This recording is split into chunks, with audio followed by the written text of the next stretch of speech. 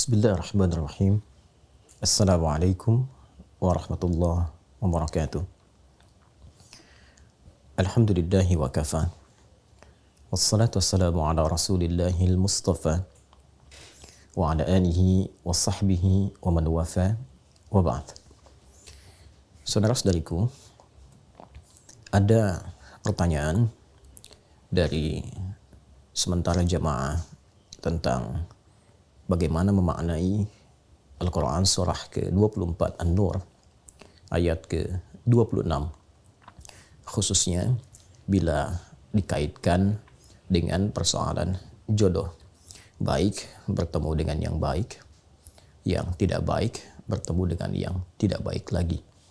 Bagaimana bila dalam satu kondisi yang baik ternyata bertemu dengan yang tidak baik? Apakah relevan dengan pemaknaan ayat yang dimaksudkan? Pertama, kita mencoba untuk membaca terlebih dahulu ayat yang dimaksudkan, kemudian menerapkan kaidah tafsir dalam memaknai satu ayat Al-Quran, yaitu bagaimana korelasinya dengan ayat-ayat sebelumnya serta ayat-ayat setelahnya.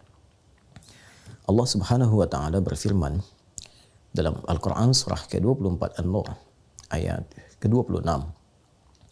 A'udzu billahi minasyaitonir rajim. Al-khabithatu lil-khabithin wal-khabithuna lil-khabithat wat-tayyibat lit-tayyibin wat-tayyibuna lit-tayyibat. Ulaika mubarra'una mimma yaqulun lahum maghfiratun wa rizqun karim. Ayat ini bila kita perhatikan secara seksama termasuk dalam rangkaian ayat-ayat yang membebaskan Sayyidah Aisyah radhiyallahu taala anha dari tuduhan sementara kalangan orang-orang yang bermaksud jelek kepada beliau dan kepada keluarga Nabi pada umumnya, dengan menuduh bahwa Sayyidah Aisyah telah melakukan tindakan yang tidak pantas bersama satu dari sahabat yang mengawal Rasulullah SAW dan membantu beliau pada saat itu mencari satu perhiasan yang sempat terjatuh. Ketika tuduhan ini banyak digosipkan sehingga menjadi hoax yang menyebar di kalangan kaum muslimin pada masa itu, maka Allah Subhanahu wa Ta'ala menurunkan rangkaian pembuka di surah ke-24 surah An-Nur untuk membebaskan Sayyidah Aisyah dari tuduhan-tuduhan dan hoax yang ditujukan kepada beliau. Bahkan di ayat yang ke-11 itu sangat tegas sekali Allah memberikan ancaman bahwa orang-orang yang memproduksi hoax itu akan mendapatkan balasan yang setimpal sesuai dengan kadar hoax yang dibuatnya. Bahkan orang-orang yang menginisiasi, aktor intelektualnya, diancam oleh Al-Quran untuk mendapatkan siksaan yang lebih besar di antara orang-orang yang terlibat dalam perbuatan makar dan hoax yang dimaksudkan. Di ayat ke-26, Allah memberikan sindiran tentang bagaimana perilaku manusia yang sesungguhnya akan bersumber dari keadaan hati dan kepribadiannya. Hati yang baik akan melahirkan tindakan-tindakan yang baik. Baik ke mata, melahirkan pandangan yang baik. Bila mengalir ke lisan, mengeluarkan kata-kata yang baik. Demikian bila kondisi hati itu tidak baik, maka akan melahirkan perilaku dan tindakan yang tidak mulia. Kata-kata yang kotor, yang buruk, itu dikenal juga dengan sebutan khabith. Khabith ini seringkali ditelusuri bersumber dari keburukan hati yang mengikuti was-was syaitan. Dalam diri kita itu di kedalaman hati ada jiwa takwa, ada juga fujur. Wa nafsin wa ma sawwaha fa alhamaha fujuraha wa taqwaha. Demikian Quran surah ke-91 surah Asy-Syams ayat ke-7 sampai 8 itu. Dan demi jiwa yang sempurna penciptaannya, maka diilhamkan di dalamnya ada jiwa takwa dan fujur. Takwa adalah sumber kebaikan. Fujur mulanya adalah katalis bagi takwa, agar yang baik-baik itu cepat keluar. Namun setan melakukan provokasi kepada jiwa fujur supaya dia berdiri sendiri, dan alih-alih menjadi katalis kepada jiwa takwa untuk tampil baik, maka dia diprovokasi oleh setan seperti disampaikan di Quran surah keempat An-Nisa ayat 118. La'anahullah la'attakhidanna min ibadika nasiban mafruḍa. Setan dilaknat oleh Allah dan dia mengajukan permohonan kepada Allah untuk menjadikan satu bagian dari jiwa manusia demi melancarkan was-was dan bisikan-bisikan kotornya. Itulah jiwa fujur yang dia manfaatkan. Ketika dimanfaatkan oleh setan, diprovokasi, dan bila berdiri sendiri, maka ini yang akan memerintahkan kepada segala hal yang melahirkan keburukan, disebut dengan as-su itu. Quran surah ke-12 Yusuf ayat ke-53. Wa ma ubarri'u nafsi innan nafsa la'ammaratum bisu illa ma rahima rabbi. Di antara hal buruk yang setan bisikan adalah hal-hal yang melahirkan pertentangan, hal-hal yang melahirkan perselisihan, hal-hal yang menjadikan indah itu kemudian tertutupi, hal-hal yang menjadikan baik itu sirna.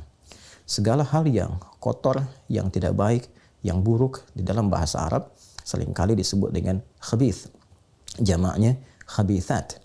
Karena itu tempat berkumpulnya setan di toilet misalnya itu disebut dengan khubuth dan khaba'ith. Kita masuk toilet, kita berlindung kepada Allah dari bisikan-bisikan setan yang kotor di tempat yang kotor. Allahumma inni a'udzubika minal khubuthi wal khaba'ith. Maka Allah memberikan satu gambaran metafor. Al-khabithatu lil khabithin. Kata-kata yang kotor, kalimat-kalimat yang tak pantas, itu hanya akan keluar dari lisan orang-orang yang kotor juga, yang tidak baik juga, yang bersumber dari bisikan-bisikan setan, yang menyatu di tempat-tempat yang kotor. Wal khabithuna lil khabithat. Dan demikian karakteristik orang-orang yang kotor memang senantiasa melahirkan kata-kata yang tidak pantas juga, kata-kata yang kotor juga. Jadi kotor hanya akan mengeluarkan yang kotor lagi. Kalimat-kalimat yang tidak pantas hanya akan keluar dari orang-orang yang memang kotor keadaan hatinya. At-tayyibatu lit-tayyibin. Sementara kalimat-kalimat yang baik, yang mulia, yang sopan, yang beradab, karakteristiknya akan keluar dari manusia-manusia yang memiliki karakter moral yang baik. Manusia-manusia yang memiliki kebeningan hati, kesucian jiwa. Wat-tayyibuna lit-tayyibat. Karena itulah orang-orang mulia ini karakteristiknya senantiasa mengeluarkan kata-kata yang indah, yang menyenangkan, yang bernilai kemuliaan. Ulaika mubarrauna mimma yaqulun. Maka orang-orang yang tertuduh itu, korban hoax itu, mereka dibersihkan. Mereka dibebaskan dari tuduhan-tuduhan yang disematkan kepada mereka yang dimaksudkan. Ayat ini sekaligus juga menegaskan pembebasan Allah dan pengakuan Allah Subhanahu wa taala akan kebersihan, kesucian, kemurnian Sayyidah Aisyah dan juga keluarga besar Rasulullah SAW secara umum ya, dari tuduhan-tuduhan, dari produksi hoax yang disematkan kepada mereka seluruhnya, Rasulullah SAW dan keluarga beliau radhiyallahu taala anhum jami'an. Dan menariknya, kesabaran, kemuliaan dalam respon tuduhan-tuduhan ini, dalam respon hoax yang ditujukan kepada beliau, dijanjikan oleh Allah Subhanahu wa taala ampunan-ampunan terbaik dan juga rizki yang mulia berupa surga terindah saat kembali kepada Allah Subhanahu wa taala. Lahum maghfiratu wa rizqun karim. Bagi mereka orang-orang yang sabar saat dituduh, yang tetap mencari bukti yang baik, sehingga dengan itu bisa menjawab tuduhan secara elegan, bisa menjawab hoax dengan cara yang baik, yang benar, dan bersabar dalam menjalani itu semua, maka mereka berpeluang terbebas dari berbagai keburukan-keburukan, dari berbagai peluang-peluang dosa, mendapat ampunan dari kesalahan, dan dijanjikan oleh Allah surga yang menanti berdasar amal soleh yang telah dikerjakan secara proporsional. Agaknya ayat ini tidak langsung terkorelasi dengan pemahaman jodoh bertemu jodoh, baik bertemu baik atau jelek bertemu jelek, tapi lebih menekankan tentang pembebasan Sayyidah Aisyah dan keluarga dari tuduhan-tuduhan hoax yang disematkan kepada beliau dan keluarga besar. Untuk itu, memang ada sebagian yang memaknai dari kalangan ahli tafsir yang menarik ayat ini ke dalam keumuman makna tentang keberpasangan dalam rumah tangga. Baik bertemu dengan baik, jodoh yang jelek pun, perilaku yang tidak baik akan berjumpa dengan yang tidak baik lagi. Sekilas, memang terlihat ada kebenaran dari segi penafsiran yang dimaksudkan. Orang-orang yang berkumpul di tempat-tempat yang baik cenderung mencari jodoh yang baik pula. Orang-orang yang berkumpul di tempat yang kurang baik boleh jadi juga cenderung memilih pasangan yang sekufu, sekeadaan, setempat dia bergaul. Karena itu dalam Islam, latar belakang keadaan bergaul juga menjadi penentu bagaimana seseorang bisa memadu kasih dalam kehidupan berumah tangga. Namun ini menjadi problem ketika ada orang-orang yang menduga pasangannya baik, ternyata setelah menikah tidak seperti yang digambarkan, tidak seideal yang diharapkan. Dirinya sudah baik, namun pasangan belum terlihat baik seutuhnya. Bila kemudian dikaitkan dengan ayat yang dimaksudkan, di sini kemudian problem penafsiran itu menjadi penting untuk diurai, menjadi penting untuk diberikan solusinya. Karena itu para ulama lebih menarik ayat ini sesuai dengan konteks yang dimaksudkan tadi, yaitu membebaskan Sayyidah Aisyah dan keluarga dari tuduhan dibandingkan dengan membawa ke aspek rumah tanggaan. Ada ayat-ayat yang lain yang menjawab persoalan-persoalan dimaksud. Ayat-ayat bahkan memberikan contoh dan inspirasi kepada kita. Boleh jadi orang-orang yang mengharapkan pasangan ideal setelah menikah mendapati pasangannya jauh dari harapan. Maka cara memaknainya berdasarkan ayat-ayat lain di luar ayat 26 surah An-Nur ini, seperti ayat yang menunjukkan kesabaran Sayyidah Asiyah saat berumah tangga dengan Fir'aun, ataupun bahkan di level Nabi Nuh alaihissalam, Nabi Lut alaihissalam, bagaimana menghadapi kondisi istri-istri mereka yang bahkan jauh dari harapan. Maka Islam mengajarkan bersabar, berprasangka baik kepada Allah Subhanahu wa taala. Boleh jadi yang kurang baik itu dititipkan kepada Anda supaya Anda bisa membimbingnya menjadi lebih baik, mendakwahinya. Dan boleh jadi disitulah ruang kesabaran yang mendekatkan diri keluarga kepada Allah Subhanahu wa taala. Bukankah Allah berfirman, "Innallaha ma'as-sabirin"? Anda ingin dekat dengan Allah dan Allah berikan pintunya. Orang mencari keluar, Anda mendapatkannya di dalam rumah. Bukankah sabar mengantarkan kepada surga lebih cepat dari amalan-amalan yang lainnya, sehingga malaikat mengucapkan selamat kepada penduduk surga dengan kalimat sabar, "Salamun alaikum bima sabartum." Selamat atas kesabaran yang telah Anda pupuk selama berkehidupan. Karena itu penting untuk dicatat bahwa tidak selamanya kita harus menerapkan fikih-fikih secara praktikal, namun juga ada ragam fikih yang bisa kita bawa dalam menerapkan hukum-hukum berkehidupan. Fikih dakwah kadang-kadang bisa diterapkan lebih awal dibandingkan dengan fikih-fikih terkait dengan hukum. Bila ada tetangga yang muslim namun belum mampu sholat berjamaah, belum mampu ke masjid, dan dia hidup bersama Anda, boleh jadi dia dititipkan jadi tetangga Anda agar Anda mampu mendoakannya, membimbingnya. Dan dengan itu ketika Anda ditanya di hari kiamat, apa yang telah engkau lakukan ketika aku titipkan? Kata Allah, boleh jadi demikian. Tetangga yang belum mampu ke masjid, ternyata Anda mampu menjawab itu dengan baik, dengan tenang, karena selama berkehidupan Anda mencoba mengajak dia untuk mendekat kepada Allah. Anda mendoakannya. Ini lebih dalam lagi, dia bukan sekedar tetangga, tapi pasangan Anda.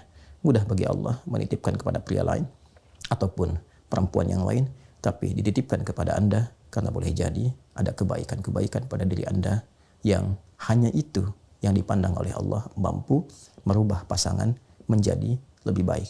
Kita tidak tahu di titik mana Allah menghendaki, namun tugas kita hanya berikhtiar, tidak menentukan hasil. Semoga Allah Subhanahu wa taala merahmati kita, menyayangi kita, menjaga keutuhan dalam rumah tangga, dan membebaskan dari berbagai tuduhan-tuduhan, perilaku-perilaku buruk yang berpotensi mendatangkan murka dan azab Allah Subhanahu wa taala. Ingat, bila dalam Al-Qur'an tidak disebutkan kapan kejadian dari satu peristiwa, siapa orang-orangnya, maka peristiwa itu berpotensi akan terjadi kembali di masa-masa yang akan datang dengan tokoh yang berbeda, ruang yang tidak sama, waktu yang tidak serupa, tapi substansi yang sama. Jika hoax pernah terjadi di masa Rasulullah SAW, maka hoax pun berpotensi terjadi di masa kini. Hoax pun berpotensi terjadi di masa-masa yang berbeda. Maka menghindarlah dari itu supaya tidak termasuk pada golongan yang diancam oleh ayat-ayat Al-Quran. Apalagi bila hoax yang dimaksudkan ditujukan pada keluarga besar Rasulullah SAW. Waliyadzu billah, hindarkan sejauh-jauhnya, jauhkan sejauh mata tak mampu memandang lagi. Subhanakallahumma wa bihamdika, asyhadu an la ilaha illa anta, nastaghfiruka wa natubu ilaik.